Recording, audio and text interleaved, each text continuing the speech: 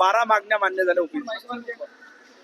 श्री बबनराव तायवाडे यांनी नागपूरमध्ये जे ओबीसी समाजाला न्याय मिळण्याकरता आंदोलन केलं होतं, त्यांच्या आंदोलनाला माननीय मंत्री अतुल सावेजी यांनी एक बैठक आयोजित करण्याचं आश्वासन दिलं होतं.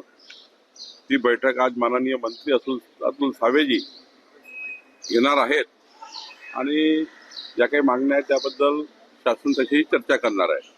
उद्या 11 वाजता मंत्रिमंडळ उपसमितीची बैठक उद्या होणार आहे 11 वाजता. या बैठकीला आपल्या पंकजाताई मुंडे, छगन भुजबळजी, दत्तात्रय भरणेजी, गुलाबराव पाटीलजी आणि आमचे सर्व उपसमितीचे मंत्रिमंडळातील सर्व सन्माननीय सदस्य या ठिकाणी असणार आहेत. या बैठकीला ज्या आपल्या महाराष्ट्रातल्या संपूर्ण ओबीसी समाजाचे जे प्रश्न आहेत आणि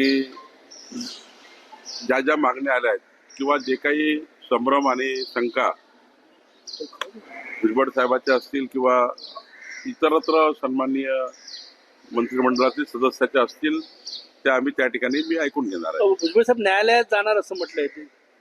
भुजबळ साहेबांनी न्यायालयात गेला तर त्यांचा तो अधिकार आहे, परंतु मंत्रिमंडळ उपसमिती जी माझ्या अध्यक्षतेखाली आहे त्या उपसमितीमध्ये भुजबळ साहेबांचं काय म्हणणं आहे हे आम्ही सर्व ऐकून घेणार आहोत. मी ऐकून घेणार आहे आणि मग त्यांच्या मनात काय शंका आहे त्याच्यावर चर्चा करणार. समजून सांगितलं जाईल तुमच्याकडनं? नाही, त्यांचं काय म्हणणं आहे भुजबळ साहेबांचं त्यावर आधी चर्चा करू. त्यांनी त्याचा अभ्यास केला आहे, त्यावर त्यांचं म्हणणं आहे की त्या GR मुळे ओबीसी समाजावर अन्याय होतोय, तो कसा होतोय, काय होतोय, जरा एकदा चर्चा करू. आणि आणखी कोणाला या राज्यातील इतरही कोणा ओबीसी नेत्यांना वाटतं की ओबीसीवर अन्याय होतोय, त्यांनी मंत्रिमंडळ उपसमितीसमोर तसं निवेदन पाठवलं, त्यावरही चर्चा करू. उपराष्ट्रपती पदाची आज निवडणूक आहे. बहुमत एनडीएकडे असलं तरी चुरशीचीच लढत होणार असं दिसतंय. आमचे उमेदवार निवडून येणार आहे आणि प्रचंड बहुमताने एनडीएचे उमेदवार निवडून येतील.